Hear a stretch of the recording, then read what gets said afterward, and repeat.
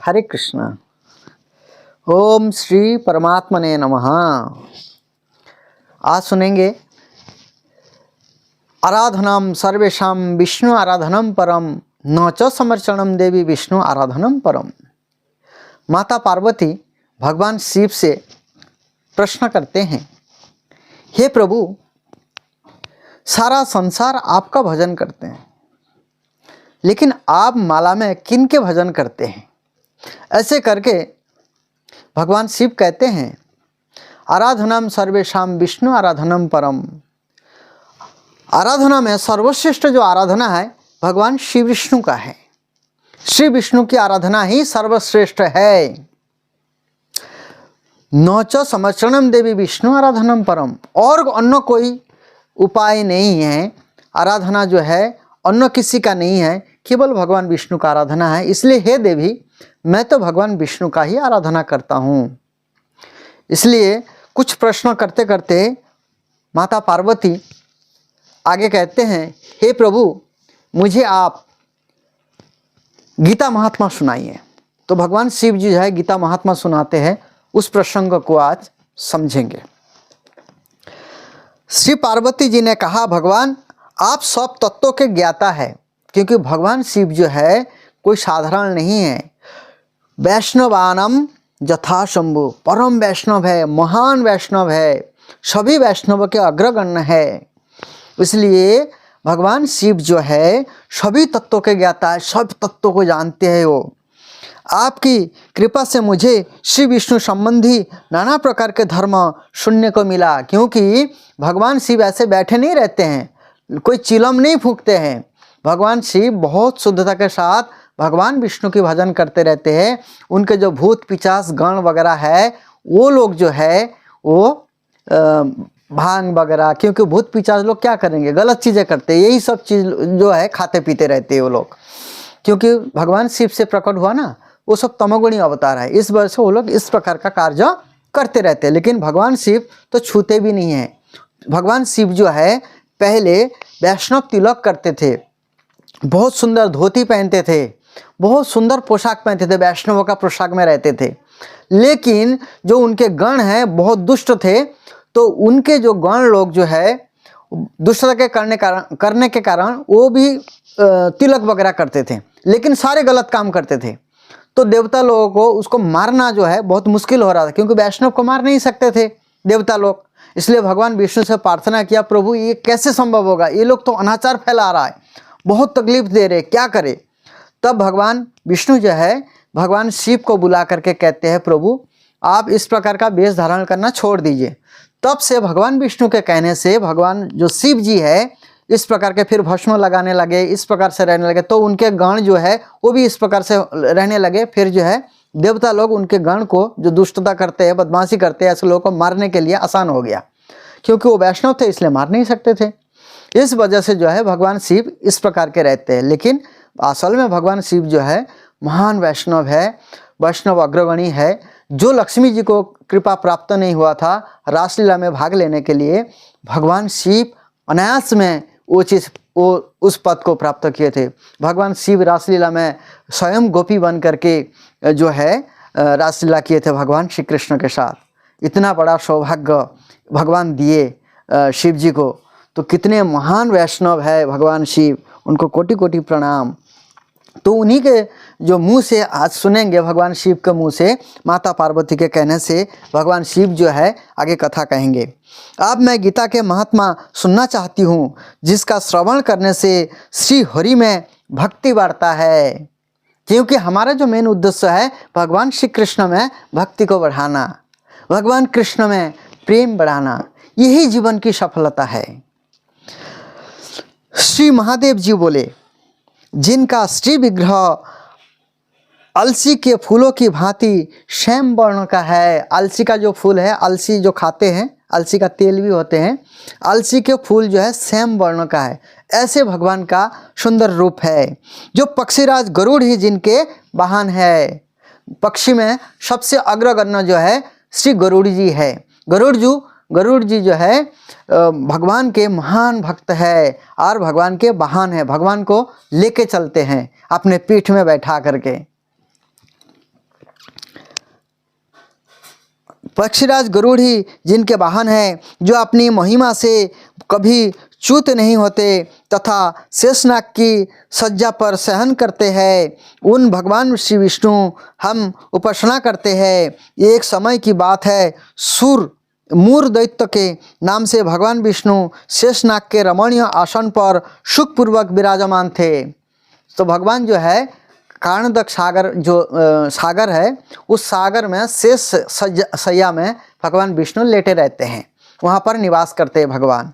जो शेष नाग जो है भगवान विष्णु को धारण करते हैं और वहाँ पर भगवान विष्णु लेटे रहते हैं और वहीं से सारा कार्य करते रहते हैं भगवान। उस समय समस्त लोगों को आनंद देने वाले भगवती लक्ष्मी ने आदरपूर्वक प्रश्न किया। अब देखिए महादेव जी पार्वती जी को सुना रहे हैं, भगवान को जो है लक्ष्मी माता जो है प्रश्न पूछते हैं, वही कथा को सुना रहे। श्री लक्ष्मी जी ने पूछा, भगवान आप संपूर्ण जगत का पालन करते हुए भी आपने ऐश्वर्य के प्रति उदासीन से होकर जो एक क्षीर सागर में नींद ले रहे हैं, इसका क्या कारण है? भगवान जो सोते हैं क्षीर सागर में, उसके लिए लक्ष्मी जी पूछे हैं, इसका क्या कारण है? आप पूरा संसार बनाए, सब कुछ बनाए, लेकिन आप किसी में आसक्त नहीं हैं, आप अपने कारणदक सागर में एक जगह में आराम से लेटे रहते हैं, इसका क्या मतलब है? तो श्री भगवान बोले, सुमुखी का मतलब सुंदर मुख वाली, सबसे सुंदर देखने में श्री माता लक्ष्मी, समस्त सुंदरी सर्व सुंदरी नारी में से श्रेष्ठ। मैं नींद नहीं लेता हूँ। सब लोग कहते हैं ना भगवान सोते रहते हैं, भगवान यहाँ बोलते हैं मैं नींद नहीं लेता, मैं नहीं सोता हूँ, अपितु तत्व का अनुसरण करने वाली अंतर्दृष्टि के द्वारा अपने ही माहेश्वर तेज का साक्षात्कार कर रहा हूँ। भगवान अपने आप को समझने का प्रयास कर रहे, देखिए अंतर्दृष्टि से। देवी, यह वही तेज है जिसका योगी पुरुष कशाग्र बुद्धि द्वारा, जो तेज बुद्धि के द्वारा और एकाग्रचित बुद्धि के द्वारा अपने अंतःकरण में दर्शन करते हैं। कौन? योगी लोग अपने हृदय में मन लगाते हैं, मतलब चिंतन करते हैं। योगी जो है, जिसका योगी पुरुष कोशाग्र बुद्धि द्वारा अपने अंतःकरण में दर्शन करते हैं, तथा जिसे मीमांसक विद्वान वेदों का सार तत्व निश्चित करते हैं, वो महेश्वर तेज एक अजर प्रकाश स्वरूप आत्मरूप रोग शोक से रहित है, अखंड आनंद का पुंज, निस्पंद अर्थात निरीह तथा द्वैत रहित है, जिसमें कोई द्वेष भावना नहीं है। इस जगत का जीवन उसके अधीन है, मैं उसी का अनुभव करता हूँ। ये कौन कह रहे हैं? भगवान विष्णु कह रहे हैं। देवेश्वरी, वही कारण है कि मैं तुम्हें नींद लेता सा प्रतीत हो रहा हूँ। ऐसे लगता है भगवान सो रहे हैं, लेकिन भगवान सोते नहीं है, ये कारण बता रहे हैं। श्री लक्ष्मी जी ने कहा, ऋषिकेश। ऋषिकेश का मतलब होता है सभी इंद्रियों के स्वामी, ऋषिकेश। जैसे ही भगवान के हमारा सारे इंद्रियां लग जाता है भगवान की सेवा में, तो सारे इंद्रियां जो है कंट्रोल हो जाते हैं। ऋषिकेश, आप ही योगी पुरुषों के ध्येय है, मतलब ध्यान करने योग्य है। आप ही जो योगी लोगों के ध्यान करने योग्य है, और कोई नहीं है। आपके अतिरिक्त भी कोई ध्यान करने योग्य तत्व है? लक्ष्मी जी पूछ रहे हैं भगवान विष्णु से। यह जानकर मुझे बड़ा कौतूहल हो रहा है कि इस चराचर जगत की सृष्टि और संहार करने वाले स्वयं आप ही हैं। आप सर्वसमर्थ है। इस प्रकार की स्थिति में होकर भी यदि आप उस परम तत्व से भिन्न है तो मुझे उसका बोध कराइए। यहाँ पर माता लक्ष्मी भगवान श्री कृष्ण विष्णु की चरण सेवा कर रहे हैं, फिर भी वो समझ नहीं पाती है। इतना बड़ा पद में रहने के बाद भी भगवान विष्णु को तो प्रश्न कर रहे हैं, प्रभु अपने बारे में बताइए। श्री भगवान बोले, प्रिय मतलब जिनको सबसे प्रिय है। ऐसे तो भगवान को प्रिय केवल भक्त है, तो लक्ष्मी जी भी महान वैष्णवी है, भक्त है, उनके अर्धांगिनी है, उनके साथ रहती है, उनकी सेवा करती है, इसलिए प्रिय कह रही हैं। भगवान कह रहे हैं आत्मा का स्वरूप द्वैत और अद्वैत से पृथक है। आत्मा द्वैत और अद्वैत से पृथक है, अलग है आत्मा, क्योंकि भगवान का अंश है। भाव और अभाव से मुक्त तथा आदि और अंत से रहित है। आत्मा, आत्मा के लिए बोल रहे हैं। शुद्ध ज्ञान के प्रकाश से उपलब्ध होने वाला तथा परमानंद स्वरूप होने के कारण एकमात्र सुंदर है, वही मेरा ईश्वरीय रूप है। आत्मा का एकत्व ही सबके द्वारा जानने योग्य है। गीता शास्त्रों में इसी का प्रतिपादन हुआ है। अमित तेजस्वी भगवान विष्णु के ये वचन सुनकर लक्ष्मी देवी ने शंका उपस्थित करते हुए कहा, भगवान, यदि आपका स्वरूप स्वयं परमानंदमय है और मन वाणी की पहुँच के बाहर है तो गीता कैसे उसका बोध कराती है? ये माता लक्ष्मी प्रश्न पूछ रही है। मेरी इस संदेह का आप निवारण कीजिए। श्री भगवान बोले, सुंदरी सुनो, मैं गीता में अपनी उपस्थिति का वर्णन करता हूँ। देखिए, बहुत ज़रूरी है इस चीज़ को समझना। भगवान कह रहे हैं गीता में मेरा शरीर ही है, गीता मेरा शरीर है, लेकिन कैसे समझेंगे उसको भगवान बता रहे हैं। क्रमशः 5 अध्याय तुम 5 मुख जानो। पहला जो 5 अध्याय है वे 5 मुख जानो भगवान का। 10 अध्याय को 10 भुजाएं समझो, अर्थात 15 अध्याय चला गया। 10 और 5 15 हो गया। ये भगवान की क्या है? भुजाएं हैं, हाथ है। 1 अध्याय को उदर और 2 अध्याय को दोनों चरण कमल जानो। जो उत्तम बुद्धि वाला पुरुष गीता के 1 या आधे अध्याय का अथवा 1 आधे या चौथाई श्लोक का भी प्रतिदिन अभ्यास करता है, वो सुशर्मा के समान मुक्त हो जाता है। अब बोलते हैं, भगवान कह रहे हैं, ये 1 अध्याय भी पढ़ता है, आधा अध्याय भी पढ़ता है, 1 श्लोक पढ़ता है या 1 श्लोक के आधा पढ़ता है या 1 श्लोक के 4 भाग के 1 भाग भी पढ़ता है, वो भी इतना भाग्यशाली है जैसे सुशर्मा ब्राह्मण भाग्यशाली थे। अब कौन है सुशर्मा ब्राह्मण? आइए जानते हैं। तब लक्ष्मी देवी ने पूछा, देव सुकर्मा कौन था, किस जाति का था और किस कारण से उसकी मुक्ति हुई? अब भगवत गीता का महात्मा आ रहे हैं कि कैसे पहला अध्याय का महात्मा है वो बता रहे। 1 अध्याय पूरा पढ़ने से क्या होता है। श्री भगवान बोले, प्रिय, सुशर्मा बड़ी खोटी बुद्धि का मनुष्य था। सुशर्मा जो है खोटी बुद्धि का मनुष्य था। पापियों का तो वह शिरोमणि था, मतलब पाप इतना करता था, सारे पापियों में अग्रगण्य था, इतना पाप करता था वो। कौन? सुशर्मा। उसका जन्म वैदिक ज्ञान से शून्य एवं क्रूरतापूर्ण कर्म करने वाले ब्राह्मणों के कुल में हुआ था। एक ब्राह्मण के घर में उसका जन्म हो गया था। वह ना ध्यान करता था, ना तप करता था, ना होम करता था, ना अतिथियों का सत्कार करता था। देखिए, ब्राह्मण का कुछ गुण यहाँ पर बताया गया है। ब्राह्मण को क्या क्या करना चाहिए? होम करना चाहिए, ध्यान करना चाहिए, जप करना चाहिए, अतिथियों का सत्कार करना चाहिए, ये सब ब्राह्मण का गुण करना चाहिए था, लेकिन वो कुछ भी नहीं करता था। वह लंपट होने के कारण सदा विषयों के सेवन में ही आसक्त रहता था। अलग अलग इंद्रियों की जो विषय है, सारे विषय में आसक्त रहता था। जो मन में होता था वही करता था, जो आज लोग कर रहे हैं। कुछ भी खा रहे, कुछ भी बोल रहे, कुछ भी देख रहे, असत संग कर रहे हैं, अवैध संग कर रहे हैं, जो मन में आ रहा है, जो अच्छा लग रहा है वही कर रहे हैं। लेकिन ऐसे दुर्भागा पापी जो है, जो उसका भी उद्धार हो सकता है यदि भगवत गीता पढ़ते हैं या भगवत गीता सुनते हैं तो, नहीं तो बच नहीं सकता है नरक जाने से। यह लंपट होने के कारण सदा विषय सेवन में ही आसक्त रहता था। हल जोतता और पत्ते बेचकर जीविका चलाता था। उसे मदिरा पीने का बयान था तथा वह मांस भी खाया करता था। मतलब दारू पीता था और मांस भी खाता था वो, जैसे आज लोग कर ही रहे। हर घर में देखा जाए तो 95% लोगों के घर में तो आज यही है। उसे मदिरा पीने का अभ्यास था, आदत पड़ गया था मदिरा पीने का। इस प्रकार उसने अपने जीवन का दीर्घकाल व्यतीत कर दिया, ऐसे बहुत समय तक जी लिया। एक दिन मूढ़ बुद्धि सुशर्मा पत्ते लाने के लिए किसी ऋषि की वाटिका में घूम रहा था। किसी पत्ता लाने के लिए किसी ऋषि के आश्रम में गए थे। इसी बीच में काल रूपधारी काले सांप ने उसे डस लिया। एक सांप ने उसको काट लिया, जो काल रूपधारी बहुत खतरनाक विषैला सर्प था, उसको काट लिया। सुशर्मा की मृत्यु हो गई। तदंतर वह अनेक नरकों में जा वहाँ की यातनाएं भोग कर मृत्यु लोक में लौट आया।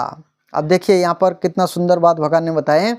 वो अपने कर्म के अनुसार जो है, कर्मों के फल भोगने के लिए उसको नरक जाना पड़ा। अलग अलग जो नरक है, ऐसे श्रीमद् भागवत में 28 प्रकार नरक की वर्णन है, महाभारत में जो है 84 लाख नरक की वर्णन है। तो अलग अलग कर्मों के हिसाब से नरक को जाना भोगना पड़ता है। नरक भोग करके फिर से वो मृत्यु लोक में जन्म लिया और वहाँ बोझ ढोने वाले बैल हुआ, बैल बना, एक बैल बना। क्योंकि जो व्यक्ति दूसरे का धन मार लेता है, धन खाता है, तो उसको अगले जीवन में बैल बन के या कुत्ता बन करके उनको शोध करना पड़ता है। और कोई उपाय नहीं, कोई किसी का खा नहीं सकता। कर्मों का विधान ऐसा है। नहीं तो वही व्यक्ति जो है आपका बेटा बन करके आएगा, बेटी बन करके आएगा, कर्मों का फल शोध करेगा, सारा लेना देना खत्म करेगा। ऐसे नहीं दोगे तो बेटा पैदा हो जाएगा, पत्नी बन के आएगी, उनको सब कुछ देना पड़ेगा। इस प्रकार से जो है आपके परिवार वाले बन जाते हैं। लेकिन उसका कर्म इतना बेकार था, उसको बैल बनना पड़ा। उस समय किसी पंगु ने अपने जीवन के आराम से व्यतीत करने के लिए उसे खरीद लिया। एक पंगु व्यक्ति ने उस बैल को जो है खरीद लिया था और उस पंगु व्यक्ति उसको ऊपर चढ़ करके चलता था। बैल ने अपनी पीठ पर पंगु का भार ढोते हुए बड़े कष्ट से 7-8 वर्ष बिताए। ऐसे बोझ ढोते ढोते जो है 8 वर्ष बीत गया। एक दिन पंगु ने किसी ऊंचे स्थान पर बहुत देर तक बड़ी तेजी के साथ उसे बैल को घुमाया। कोई ऊंचे जगह पे गया होगा उस पंगु ने। इससे वह थक कर बड़े वेग से पृथ्वी पर गिरा और मूर्छित हो गया। बैल जो है वो गर्म का समय था, गर्मी का टाइम था, तो ज़्यादा मेहनत होने के कारण वो मूर्छित हो गए और गिर पड़े। उस समय वहाँ कौतूहलवश आकृष्ट हो बहुत से लोग एकत्रित हो गया। जैसे कोई घटना घटता है, बहुत सारे लोग आकर के देखने लगता है क्या हुआ क्या हुआ। तो बैल गिरा हुआ था तो सब लोग देख रहा था। उस समय जन समुदाय में किसी पुण्यात्मा व्यक्ति ने उस बैल को कल्याण करने के लिए उसे अपने पुण्य दान किया। जैसे कोई लोग कौतूहल बस आते बोलते मेरा पुण्य लग जाए, मैंने कुछ अच्छा किया तो इसका भला हो जाए, इस प्रकार से कई लोग बोलते हैं। तो उसमें एक व्यक्ति था, इस प्रकार से बोला। तत्पश्चात कुछ दूसरे लोगों ने भी अपने अपने पुण्यों को याद करके उन्हें उसके लिए दान किया। किसके लिए? उस बैल के लिए दान किया। जो मेरा कोई पुण्य कर्म है तो इस बैल को लग जाए, इस छुटकारा से उसको मुक्ति मिल जाए। उस भीड़ में एक वेश्या भी खड़ी थी। उस भीड़ में एक वेश्या भी आ गई थी। उसे अपने पुण्य का पता नहीं था, तो भी उसने लोगों की देखा देखी उस बैल के लिए कुछ त्याग किया। उस बैल के लिए उन्होंने भी बोला मेरा भी पुण्य इस बैल को लग जाए।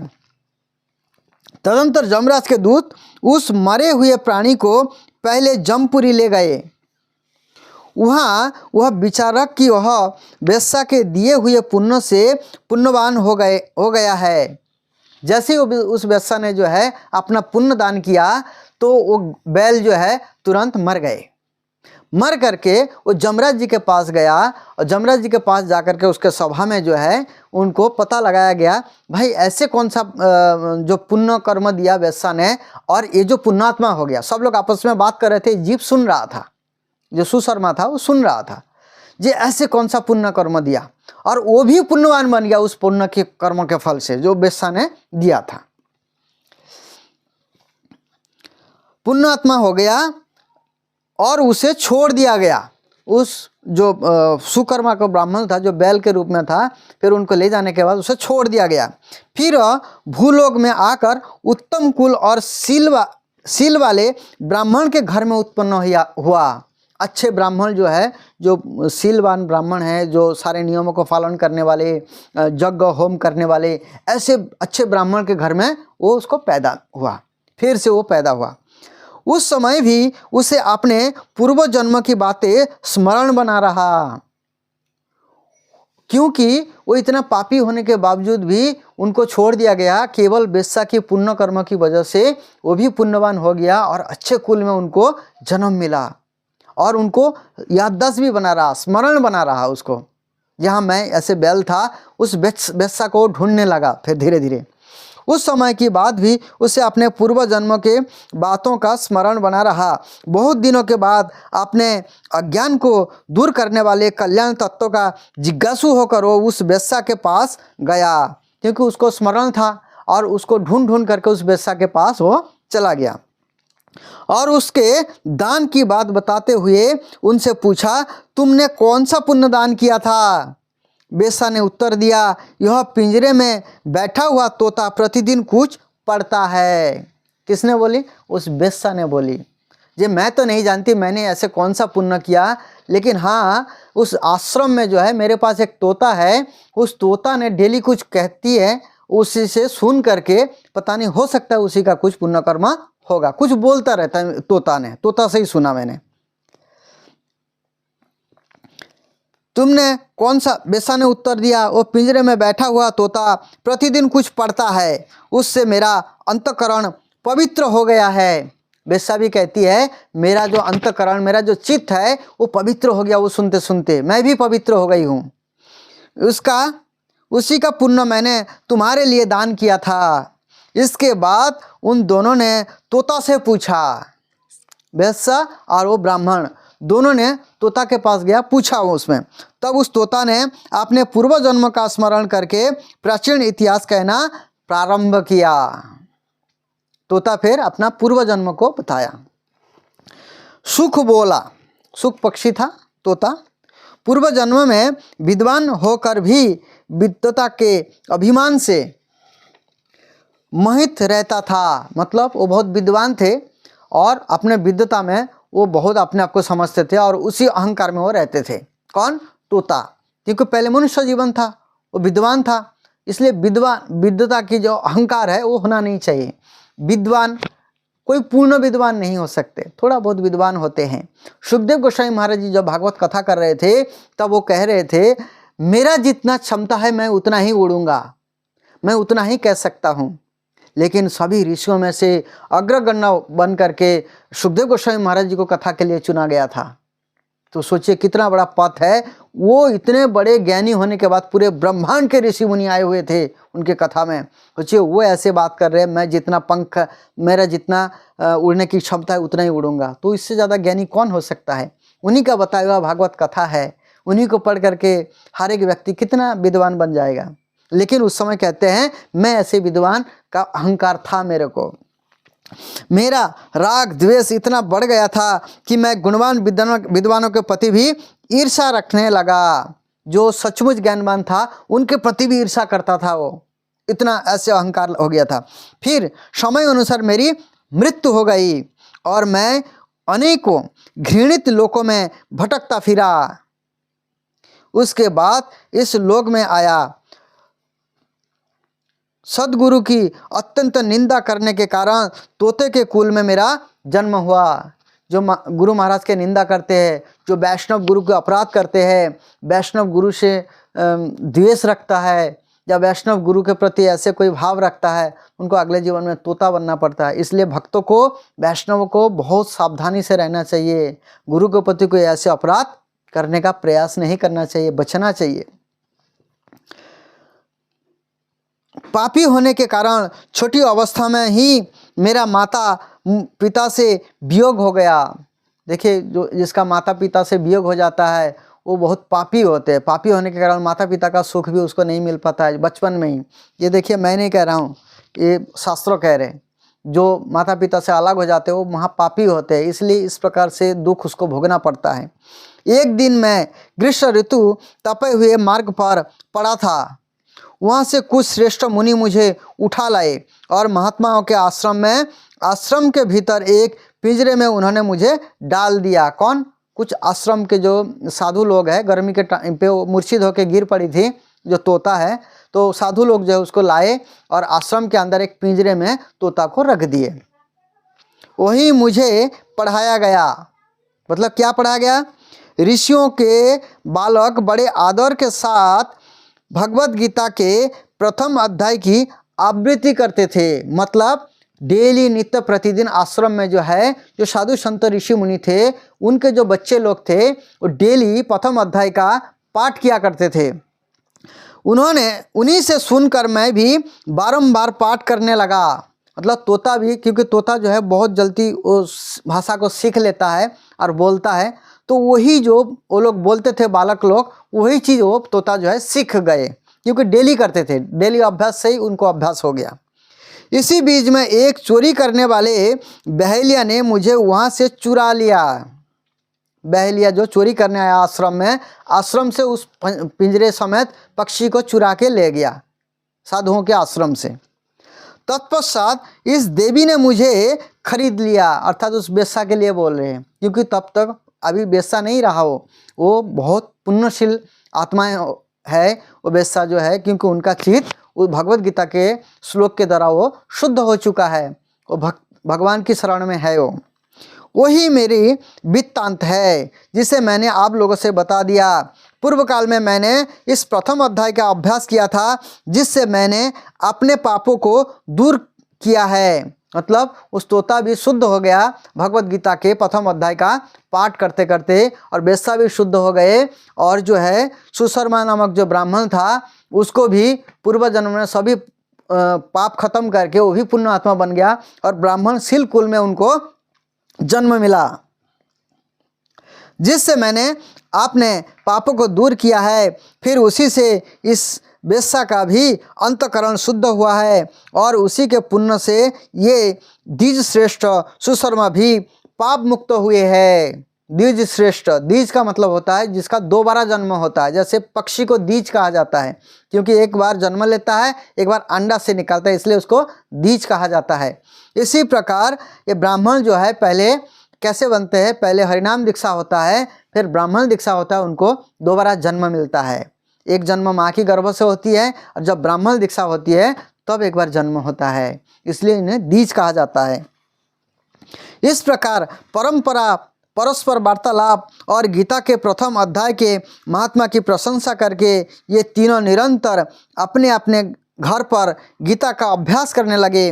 फिर ज्ञान प्राप्त करके ये मुक्त हो गए। इसलिए जो गीता को प्रथम अध्याय का पढ़ता या सुनता है तथा अभ्यास करता है, उसे इस भवसागर को पार करने में कोई कठिनाई नहीं होता है। देखिए, मैं नहीं कह रहा हूँ, शास्त्र प्रमाण है। इसलिए नित्य प्रतिदिन जो है श्रीमद् भगवत गीता का पठन करना चाहिए, सुनना चाहिए, भगवत गीता प्रत्येक घर में रखना चाहिए, तभी हमारा कल्याण हो सकता है। और इस प्रकार से भगवत गीता का प्रथम अध्याय जो है प्रयास करना चाहिए, पाठ करना चाहिए नित्य प्रतिदिन। यही हमारे लिए कल्याणकारी है। सभी लोग हरे कृष्ण महामंत्र का जप करिए और अपने मनुष्य जीवन को सफल बनाइए। भगवत गीता पढ़िए, भगवत गीता के आधार पर अपने जीवन को चलाइए। हरे कृष्ण।